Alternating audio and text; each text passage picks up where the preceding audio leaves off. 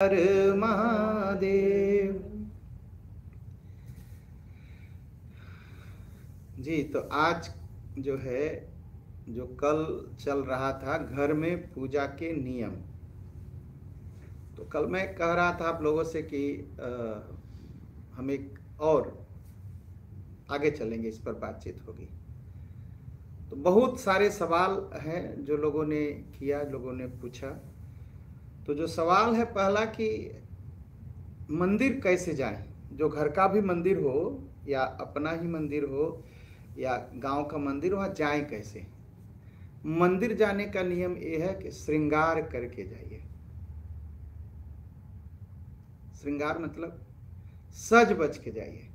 ऐसा नहीं कि बस फटा हुआ पैंट और कटा हुआ कुर्ता और कटी हुई कमीज पहन के पहुंच गए, एकदम नहीं। जो मंदिर में पास हो ऐसा कपड़ा पहन के जाइए और सुंदर ढंग से सज करके जाइए। पूरी तरह से सज के जाना है, पूरी तरह से सज करके जाना है मंदिर। चंदन लगा लीजिए, झुमका पहन लीजिए, बाली पहन लीजिए, गहना पहन लीजिए, जो आप पहन सकते हैं उसको पहन करके जाइए। ऐसे मत जाइए कि बस फटा हुआ कपड़ा, कटा हुआ कपड़ा पहन के गए। शास्त्र में मना है कटे हुए कपड़े पहन के जाना। क्यों? किसी को जल्दी गरीब होना है ना, तो फटे हुए कपड़ा पहनना शुरू कर दे। आजकल तो फैशन चला है, तो घुटनी यहाँ कट गया है, तो यहाँ कटा है, तो यहाँ कटा। अगर सुंदरता के लिए डिजाइन हो तो दूसरी बात है, लेकिन अब फटा हुआ पहन के एकदम नहीं। जिसको जल्दी गरीब होना है वो फटे हुए कपड़े पहनना शुरू कर दे, घर में गरीबी शुरू हो जाएगी। अच्छा, आप कभी देखे हैं जो दुनिया के बड़े बड़े लोग हैं, उनके परिवार का कपड़ा देखे कितना सुंदर ढंग से पहनते हैं लोग, बहुत ही सुंदर ढंग से पहनते हैं लोग। तो मंदिर जाइए, चंदन लगा लीजिए, ठीक है, बाल ठीक कर लीजिए। और जो माताएं बहनें हैं ना, जब वो मंदिर जाए तो कैसे जाए? हाथ में कुछ होना चाहिए। ये जो है इसमें कुछ होना चाहिए, खाली नहीं जाना चाहिए। यह अशुभ का सूचक है। और चंदन लगाने से क्या होता है? चंदनस्य महत्पूर्वम पवित्रम पापनाशनम आपदम भरते नित्यम लक्ष्मीर बसतु सर्वदा। जब चंदन लगा के जाएंगे, चंदनस्य महत्पुण्यम, वह पुण्य बढ़ जाएगा। चंदनस्य महत्पूर्वम, पवित्र, जीवन को पवित्र कर देगा। पाप नाशनम, जो कुछ पाप हुआ है वो समाप्त हो जाएगा। और लक्ष्मी बसतु सर्वदा, लक्ष्मी जी आपके घर में बसेंगे। तो मंदिर में जाइए, चाहे अपने घर के मंदिर में जाइए, चाहे गांव के मंदिर में जाइए, किसी भी मंदिर में जाइए, तो पूरी तरह से सज करके जाइए। ये बहुत जरूरी है। तो ख्याल रखना है, चंदन लगा के जाना है। प्रश्न भी था कल के उस पर, कथा पर, कि चंदन कब लगाएं? भगवान को लगा के तब चंदन लगाएं या चंदन लगा के मंदिर जाएं? चंदन लगा के ही मंदिर जाइए, पहली बात। और दूसरी बात यह है कि भगवान को जब चंदन लगाएंगे तो जो आपकी अंगुली में रह गया है उसको अपने माथे में प्रसाद रूप, आशीर्वाद के रूप में लगाइए। और एक बड़ा सवाल होता है, बड़ी चर्चा होती है कि चंदन किसे लगाना चाहिए। तो क्या करते हैं लोग मंदिरों में, औरतों को चंदन लगाना है तो किसी औरत को देंगे, माता जी को देंगे, किसी लड़की को देंगे। मर्द को चंदन लगाना है तो किसी लड़के को देंगे, पुरुष को देंगे। तो जो मर्द है मर्द को चंदन लगाए, जो औरत है औरत को चंदन लगाए। ऐसा नियम नहीं है। आचार्य और ब्राह्मण वो सबको चंदन लगाते हैं। लोग कहेंगे नहीं, चंदन तो पति ही लगाता है। तो क्या पंडित जी सबको चंदन लगाते हैं तो सबसे ब्याह थोड़ी हो जाता है पंडित जी का? वो तो पुरुष को भी लगाते हैं। चंदन है आशीर्वाद का स्वरूप। भगवान श्री राम को गुरु वशिष्ठ ने चंदन लगाया, तिलक लगाया, तो क्या हुआ? गुरुदेव का आशीर्वाद मिला। तो चंदन वही लगा सकता है, पंडित जी हो, पुरोहित जी हो, आचार्य जी हो, पुजारी जी हो, उनको सबको चंदन लगाने का अधिकार है। वो सबको चंदन लगाते हैं, यही नहीं। और क्या करना है? हम लोग आते हैं अपने पूजन पर।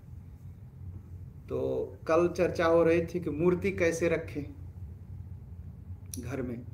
तो मैं कहा कि भाई मूर्ति या तो पूरब रखिए या तो पश्चिम रखिए घर में। जैसे पूरब है, हमारे सामने पूरब है, तो मूर्ति इस तरफ रखिए ऐसे, तो भगवान का चेहरा क्या होगा? जैसे मूर्ति है, ठीक है, ये मूर्ति है, तो भगवान का चेहरा मेरी तरफ हो गया और मेरा चेहरा भगवान की तरफ हो गया, और मेरा चेहरा पूरब की तरफ हो गया और भगवान का चेहरा पश्चिम की तरफ हो गया। हाँ, जब औस्त रखेंगे मूर्ति तो भगवान का चेहरा व्यस्त होगा और मेरा चेहरा औस्त होगा। ये शुभ है। अगर नहीं हो सकता तो भगवान का जो भगवान की जो मूर्ति है वो पश्चिम की तरफ रखेंगे, इस तरफ, तो भगवान का चेहरा होगा पूरब की तरफ और जो बैठेंगे जजमान का चेहरा होगा पश्चिम की तरफ। ठीक, ये भी शुभ है। तो ऐसे या ऐसे रख सकते हैं, लेकिन ये हुआ साउथ, ये हुआ नॉर्थ। लेकिन न तो साउथ की तरफ रख सकते हैं न नॉर्थ की तरफ रख सकते हैं। क्यों? जब आप यहाँ पर मूर्ति रखेंगे साउथ की तरफ, तब आप यहाँ बैठेंगे तो आपका चेहरा साउथ की तरफ हो जाएगा, तो अशुभ है। और अगर भगवान की मूर्ति इधर रखेंगे नॉर्थ की तरफ, तो भगवान का चेहरा साउथ की तरफ हो जाएगा, तो ये भी अशुभ है। तो हर समय मूर्ति या तो पूरब की तरफ हो या पश्चिम की तरफ हो। और क्या करना है? पूजन करते समय मूर्ति कैसे रखनी है? अगर आपका चेहरा औस्तन की तरफ है, पूरब की तरफ है, तो पूजन आप यहाँ से शुरू करेंगे। तो यहाँ गणेश जी को रखेंगे, इसके बाद अन्य देवी देवता की मूर्ति रखेंगे। तो इधर से इधर जाएंगे, नॉर्थ की तरफ जाएंगे, लेकिन इधर से इधर की तरफ नहीं जाएंगे, साउथ की तरफ। तो हर समय पूजन शुरू करिए दाहिने हाथ की तरफ से, ऐसे इस तरफ जाइए, यह शुभ है। अब किसी किसी के घर में मूर्ति न औस्त और व्यस्त नहीं रख सकते।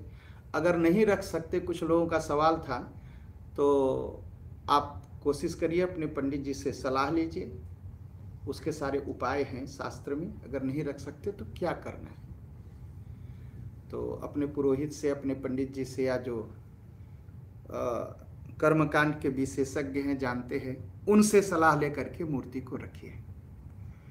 मैं देखता हूँ अब एक पंडित जी आएंगे तो वो कुछ कहेंगे ऐसे रखो, तो लोग बदलेंगे। फिर एक महीना बाद दूसरे पंडित जी आए, कहे नहीं नहीं ये गलत है, फिर ऐसे रखो। तो इसमें भटकिए मत। आप हर समय ख्याल रखिए कि आपका चेहरा पूरब की तरफ हो या पश्चिम की तरफ हो, और पूजन साउथ से नॉर्थ की तरफ जाएंगे, नॉर्थ से साउथ की तरफ नहीं जाएंगे। इतना हर समय ख्याल रखें। और एक बड़ी समस्या होती है कि जो अर्घा होता है शिवलिंग का जो पानी है किधर गिरना चाहिए। हर समय ख्याल करिए कि अर्घा का जल हर समय नॉर्थ की तरफ गिरेगा, न तो ईस्ट की तरफ गिरेगा, न तो वेस्ट की तरफ गिरेगा, और न साउथ की तरफ गिरेगा, हर समय नॉर्थ की तरफ। क्यों? जब वेस्ट की तरफ गिरेगा तो धन का नाश होगा, अगर साउथ की तरफ गिरेगा तो बच्चों को परेशानी रहेगी, पुत्र नाश कहते हैं उसे, बच्चों को परेशानी रहेगी। तो हर समय आप ख्याल रखिए कि शिवलिंग का अर्घा का जल हर समय नॉर्थ की तरफ ही गिरेगा, चाहे जिस हालत में रखिए, लेकिन पानी हर समय उत्तर की तरफ गिरे, इसका पूरा ख्याल रखिए। तो जो पूजन विधि है घर में, सबसे सरल जो पूजन विधि है उसको कैसे करना है, तो पूजन कल विधि में कह रहा था कि 16 तरह से भगवान की पूजा होती है। अब 16 क्या है, वो भगवान का आवाहन, भगवान को बुलाना। आगच्छ भगवन् देव स्थाने च स्थिरो भव, यावत् पूजां करिष्यामि तावत् तव सन्निधौ भव। भगवान को बुलाना। अच्छा, लेकिन अब ये बताइए, अगर मंदिर में पूजा कर रहे हैं तो मंदिर तो भगवान का घर है, तो बुलाने की क्या जरूरत है, भगवान तो कहीं से आएंगे नहीं, तो मंदिर ही है। तो मंदिर में भगवान का आवाहन नहीं होता, घर के मंदिर में भी भगवान का आवाहन नहीं होता, क्योंकि वहां तो मूर्ति स्थापित है, रखी गई है। शालिग्राम में और नर्मदा शिवलिंग में, इसमें भी भगवान का आवाहन नहीं होता। अगर नर्मदा का शिवलिंग घर में है तो आवाहन नहीं करना है, बस पूजन शुरू करना है। तो इसका पूरा ख्याल। और उसमें भी शिवलिंग में, शिवलिंग और शालिग्राम, इसमें भगवान का आवाहन नहीं किया जाता, बुलाया नहीं जाता। अच्छा, आवाहन के बाद क्या आता है, आसन। अगर किसी को बुलाए और वो आपके घर आया तो सबसे पहले क्या करेंगे, आसन, बैठने को देंगे, आसन। भगवान को आसन देना। अब भगवान को आसन दे दिए, कोई मेहमान आएगा तो क्या करेंगे, कोई बड़ा आदमी आएगा, कोई ब्राह्मण आएगा, कोई साधु आएंगे, कोई संत आएंगे आपके घर तीर्थ करके, आपके माता पिता आएंगे तो क्या करेंगे, पैर धोएंगे। तो भगवान का पाद्यम, भगवान का पैर धोना, ये तीसरा है। अच्छा, उसके बाद अर्घ चढ़ाते हैं भगवान को। अर्घ क्या होता है, एक बर्तन में थोड़ा सा हल्दी, थोड़ा सा चावल, जल लेकर के भगवान का जहाँ हाथ है, दाहिना हाथ, उस पर रखते हैं। तो उससे अर्घ से भगवान क्या करते हैं, मुंह धोते हैं। ठीक। अच्छा, मुंह धोने के बाद अब शुद्ध, अभी तो हल्दी वाले जल से मुंह धोए, अब किससे मुंह धोना है, आचमन कराना है भगवान को, आचमन कराना है भगवान को, आचमन। इतना जब कर लिए भगवान, तो अब क्या करेंगे, कोई दूर से आएगा आपके घर, पहले पूछेंगे कि प्रभु पहले नहा लीजिए, स्नान करिए, स्नान।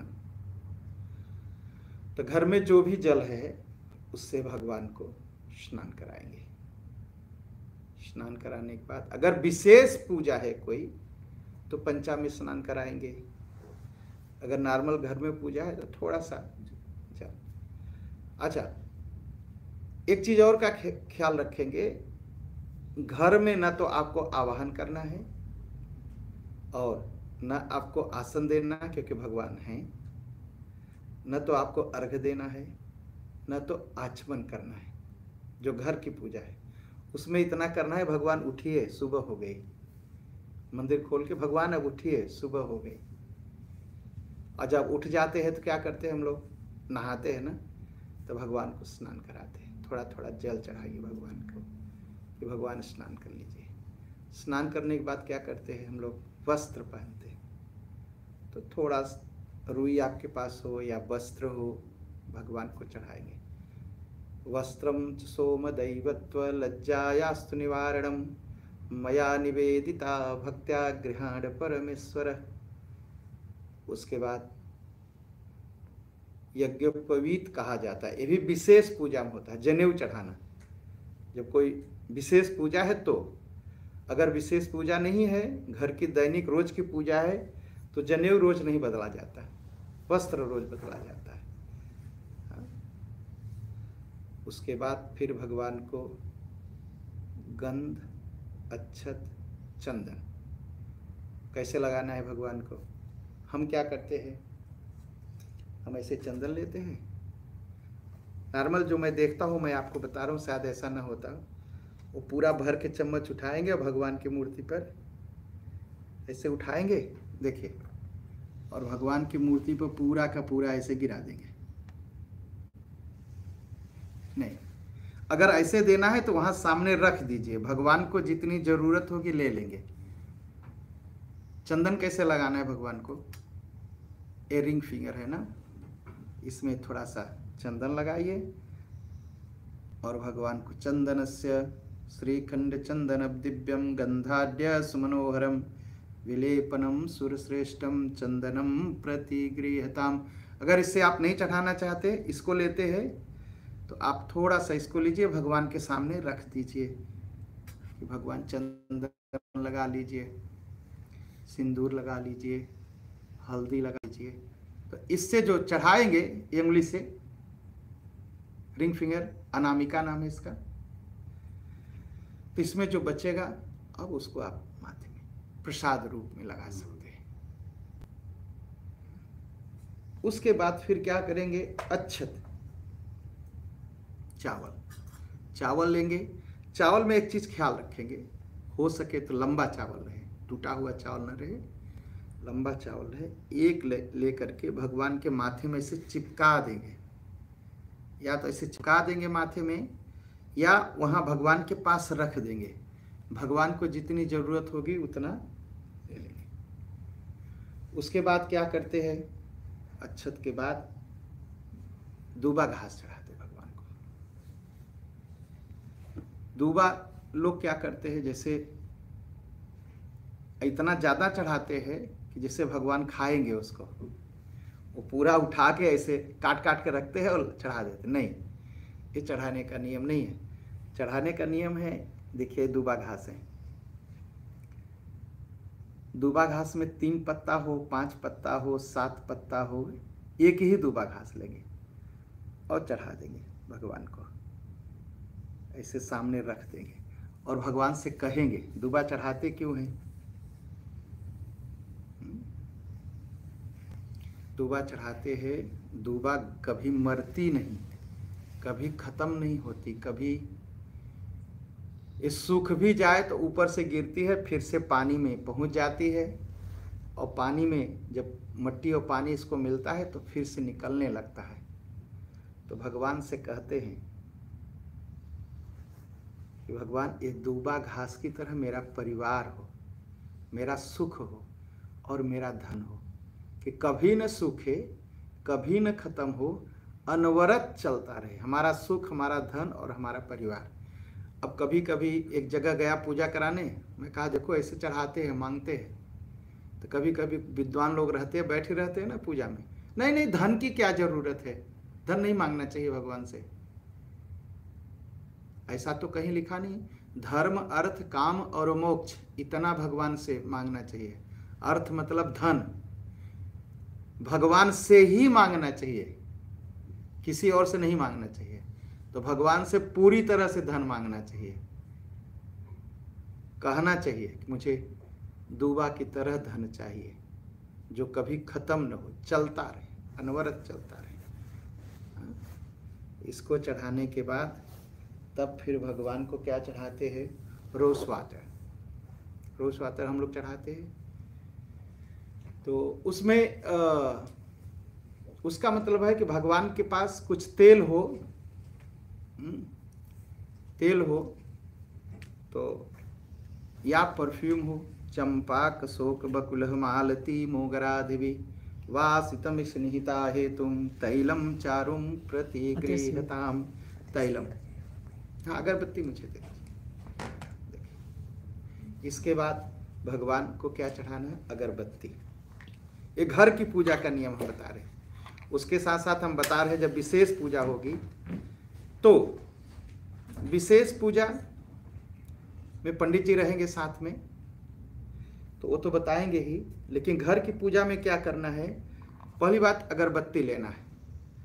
अगरबत्ती फैलाना नहीं है, ऐसे ऐसे फैला के अगरबत्ती नहीं, अगरबत्ती ऐसे लेना है, इस तरह से लेना है अगरबत्ती। और बाएं हाथ में क्या लेना है? घंटी। तो घंटी लेके क्या करेंगे? भगवान को 3 बार घुमाएंगे। वनस्पति रसोदभूतो गंधेर्जौ गंध उत्तम आघ्रेय सर्वदेवानाम धूपो अयम प्रतिगृहताम। इसको 3 बार घुमाएंगे और घंटी बजाएंगे बाएं हाथ से। ये पूरी तरह से ख्याल रखेंगे।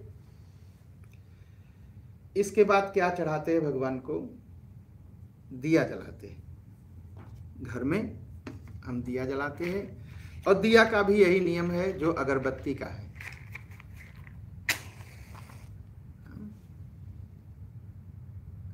लक्ष्मी करोत कल्याणम आरोग्यम सुख संपदाम शुद्ध बुद्धि प्रदाय च दीप ज्योतिर्नमोस्तुते।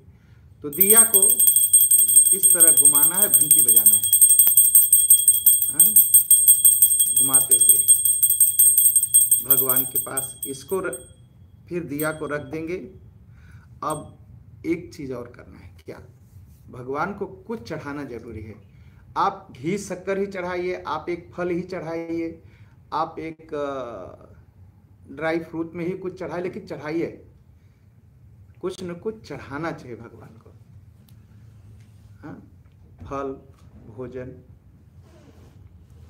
तो हर समय पूजन में अगर आप एक अंगूर ही चढ़ा दिए तो भी बहुत है, तो लेकिन कुछ हाँ एप्पल ही रख दीजिए। तो अगर एप्पल ही रख दीजिए, देखिए एप्पल है, एप्पल को चढ़ाना कैसे है? जैसे एप्पल है, देख रहे हैं ना एप्पल, सेब, इसको निकालना है। हम इसके साथ तो नहीं देंगे किसी को खाने के लिए, तो भगवान को क्यों देंगे? तो इसको भी भगवान के सामने रखना है। एप्पल एक नैवेद्य हो गया। उसके बाद भोजन के बाद हम क्या करते हैं? देखिए फल ही फल आ रहा है। चलिए देखिए, ये भी फल आया, तो इसमें तो बहुत अच्छा है, इसकी डंठी सब टूटी हुई है। तो फलानि यानि रम्याणि स्थापितान्तवाग्रतः तेन में सफलावाप्तिर्भे जन्मनि जन्मनि। भोजन के बाद क्या करते हैं हम लोग? हाथ धोते हैं ना। तो अब भगवान को भी हाथ धुलाना है। गंगा जलम समानीतम सुवर्ण कलशे स्थितम आचम्यताम सुरश्रेष्ठम शुद्धमाचनीयमेकम इति आचमनीयम समर्पयामि। अच्छा, भोजन हो गया, आचमन हो गया भगवान का। तो भगवान को पान देना है। ये विशेष पूजा में है। घर में अगर पूजा है तो आप एक लवांग चढ़ा सकते हैं, लेकिन पान ये हिंदी शब्द नहीं है। ये पान दिखाई पड़ रहा है ना आप लोगों को? ये पान हिंदी शब्द नहीं है। इसका असली नाम है नागवल्ली।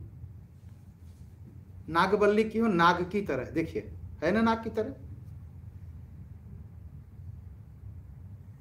तो नाग में क्या होता है? जहर होता है। नाग के अंदर जहर होता है। और नाग के अंदर जहर कहाँ कहाँ होता है? उसके मुंह में और उसकी पूंछ में, 2 जगह माना गया। तो नागबल्ली, तो इसमें भी जहर है। तो क्या करना है? पान का जो ए है इसको तोड़ना है। अगर इसको चढ़ाएंगे तो बुद्धिनाश, ठीक। और पान का जो ए है, ए वाला, अगर इसको चढ़ाएंगे तो धननाश, ठीक है। इसलिए आप देखते होंगे पंडित जी हर समय तोड़ देते। पूगी फलम महब दिव्यम, क्या नाम है? पूगी फलम महब दिव्यम नाग बल्लिर दलयुतम। नाग बल्ली का दल, पत्ता। तो अब इसको तोड़ने के बाद इसको उल्टा रखेंगे, सीधा नहीं, उल्टा रखेंगे। फिर इसको ऐसे मोड़ देंगे। अच्छा, लोग कपूर रखते हैं, इसमें लौंग लगा देंगे। वो कपूर कौन सा है? ये बाजार वाला कपूर नहीं। बाजार वाला कपूर तो पूरी तरह से क्या है? बंसीना है, पेट्रोलियम है। वो वाला कपूर नहीं, वो खाने वाला कपूर होता है जो केला के पेड़ में से निकलता है। ये बाजार वाला कपूर मत रखिए। खाने वाला कपूर मिले तो उसे रखिए, नहीं तो पान का पत्ता और लौंग। पूगी फलम महब दिव्यम नाग बल्लिर दलयुतम एलादि चूर्णादि संयुक्तम तांबूलम प्रतिगृहताम। तो भगवान को पान चढ़ाना है। लेकिन दैनिक पूजा में आपको करने की जरूरत नहीं है। एक लौंग भी आप ऐसे ले करके मुख शुद्धि के लिए लौंग। अच्छा, उसके बाद दक्षिणा चढ़ानी है। दक्षिणा भी विशेष पूजा में है। अब कुछ लोग आजकल कभी कभी देखता हो निकलते हैं, नहीं नहीं नहीं दक्षिणा चढ़ाने की जरूरत नहीं, भगवान को दक्षिणा थोड़ी चाहिए, भगवान थोड़ी कहे है पैसा दो मुझे। तो क्या भगवान आपसे कहने आए थे आंख बंद करके 3 घंटा बैठो योग करो? क्यों करते हो? भगवान तो कहने नहीं आए। भगवान तो कहने भी नहीं आए कि पूजा करो, क्यों करते हो? मत करो। दक्षिणा चढ़ाई किस लिए जाती है इसको जानना जरूरी है। दक्षिणा इसलिए चढ़ाई जाती है, हो सकता है भगवान कुछ गलती हो गई हो मुझसे, कुछ छूट गया हो मुझसे, उसकी जगह पर कुछ दक्षिणा, कुछ पैसे लेकर के चढ़ा देते हैं। हिरण्यगर्भ गर्भस्थम हेम बीजम विभावसो अनंत पुण्य फल प्रद। या दक्षिणा क्या है? अनंत फल मिलता है। इतनी जगह दक्षिणा चढ़ाना चाहिए। कहाँ? भगवान की पूजा में आरती लेते समय। ये जरूरी नहीं कि आपको 150 यूरो चढ़ाना है, 200 यूरो चढ़ाना है। जो आपकी कमाई है, 1 cent, 5 cent, 2 cent, 3 cent, 4 cent, जो है कुछ रख करके भगवान को प्रणाम करना। उसके बाद घर के अंदर क्या करना है? भगवान की प्रार्थना करनी है। कुछ स्तोत्र हो, चालीसा का पाठ हो, उसको करना है बराबर। तो इसलिए ये, और जो विशेष पूजा है, विशेष पूजा में प्रदक्षिणा करते हैं। प्रदक्षिणा के घर में भी कर सकते हैं। प्रदक्षिणा का मंत्र क्या है? यानि कानि च पापानि, है ना? बोलिए। कृतानि च तानि तानि विनश्यन्ति, विनश्यन्ते तानि तानि विनश्यन्ति प्रदक्षिणाम पदे पदे। जितनी बार हम घूमते हैं, जितना कदम रखते हैं, वो पाप समाप्त हो जाते हैं। इसलिए घूमना जरूरी, प्रदक्षिणा करना बहुत जरूरी है। भगवान की पूजा कर लिए, अगर प्रदक्षिणा नहीं किए तो पूजा पूरी नहीं हुई। और भगवान की पूजा नहीं हुई आपसे, भगवान के सामने होकर के बस प्रदक्षिणा कर लिए, तो पूजा का फल आपको मिल जाएगा।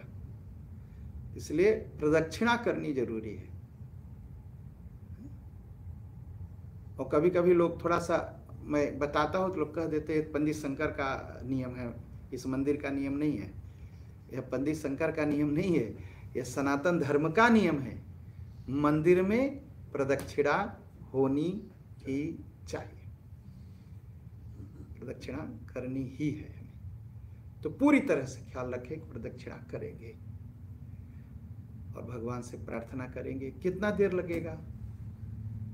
हमें तो बहुत बताना पड़ा, इसलिए शायद मैं समझता हूँ आधा घंटा लग गया।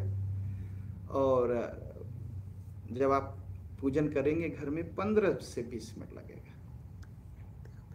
15-20 मिनट। उसके बाद पाठ करना है भगवान का।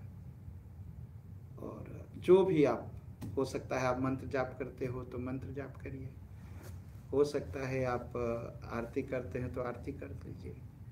लेकिन ये बस 10-15 मिनट की बात है, इसको आप करिए। और जो सारे नियम हैं, जो भी कुछ शंका हो आप लिखिए, आप बताइए, हम पूरी कोशिश करेंगे आपको शास्त्र के अनुसार आपके प्रश्नों का, आपके शंका का समाधान। और शंका में मत रहिए। शंका करने से क्या होता है? जीवन नष्ट हो जाता है। संशयात्मा विनश्यन्ति, शंका करने वाले नष्ट हो जाते। अब किसी का पति पत्नी हो, एक दूसरे पर शंका करे तो चलेगा? मिटना टूटना है, शंका नहीं। तो ईश्वर पर शंका करेंगे तो ईश्वर नहीं मिलेगा, जीवन पर शंका करेंगे तो जीवन नहीं मिलेगा, रिश्ते पर शंका करेंगे तो रिश्ता नहीं चाहिए।